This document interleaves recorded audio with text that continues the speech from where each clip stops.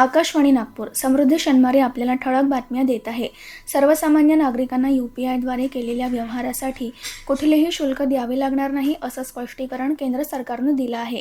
एका व्यक्तीकडून दुसऱ्या व्यक्तीला UPIद्वारे पैसे हस्तांतरित केल्यावर कुठलेही शुल्क द्यावे लागणार नाही. तसंच ग्राहकांनीही कुठलीही खरेदी केल्यावर UPIद्वारे पैसे दिले तरी त्यांना शुल्क द्यावं लागणार नाही असं अर्थ मंत्रालयानं स्पष्ट केलंय. या व्यवहारांसाठी MDR अर्थात मर्चंट डिस्काउंट रेट शुल्क लागू झालं तर ते केवळ मर्यादित व्यापाऱ्यांना ठराविक रकमेच्या पलीकडे आणि मर्यादित प्रमाणात असेल असं ते म्हणाले. UPIची यंत्रणा दीर्घकाळ शाश्वत राहावी, त्यात तांत्रिक सुधारणा होत राहाव्यात आणि संभाव्य धोक्यांपासून ती सुरक्षित असावी यासाठी सरकारनं पेमेंट अँड सेटलमेंट सिस्टम कायदा आणल्याचं अर्थ मंत्रालयानं म्हटलं आहे. भारताच्या नवीकरणीय ऊर्जा क्षमतेत गेल्या 12 वर्षात 400% वाढ झाल्याचं नवीकरणीय ऊर्जा मंत्री प्रल्हाद जोशी यांनी म्हटलं आहे.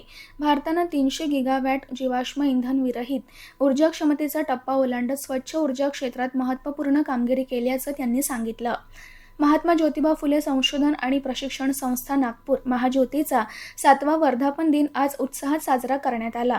क्रांतीसूर्य महात्मा ज्योतिराव फुले आणि क्रांतीज्योती सावित्रीबाई फुले यांच्या विचारांना आजच्या काळातील गरजांशी जोडत बहुजन समाजातील युवक युवतींना शिक्षण, प्रशिक्षण आणि संधी देण्याचे कार्य महाज्योती करीत आहे. त्यामुळे फुले दाम्पत्याने पेटविलेल्या शिक्षण क्रांतीची आधुनिक वाटचाल म्हणजे महाज्योती असल्याचं प्रतिपादन सामाजिक कार्यकर्त्या तथा ज्येष्ठ नाट्य कलावंत शैल जैमिनी कडू यांनी उद्घाटनीय भाषणात केलं.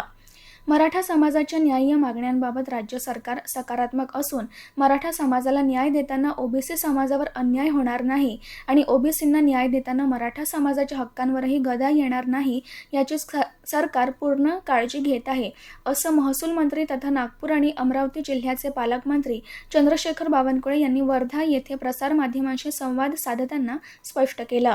हवामान. नागपूरच्या प्रादेशिक हवामान केंद्रानं पुढील 1 तासाकरिता नागपूर, भंडारा, चंद्रपूर, गडचिरोली आणि गोंदिया जिल्ह्याच्या तुरळक ठिकाणी विजेच्या कडकडाटासह हलक्या पावसाची शक्यता वर्तवली आहे. याबरोबरच ठळक बातमीपत्र संपलं. यापुढील ठळक बातमीपत्र उद्या सकाळी 10:58 प्रसारित होईल. नमस्कार.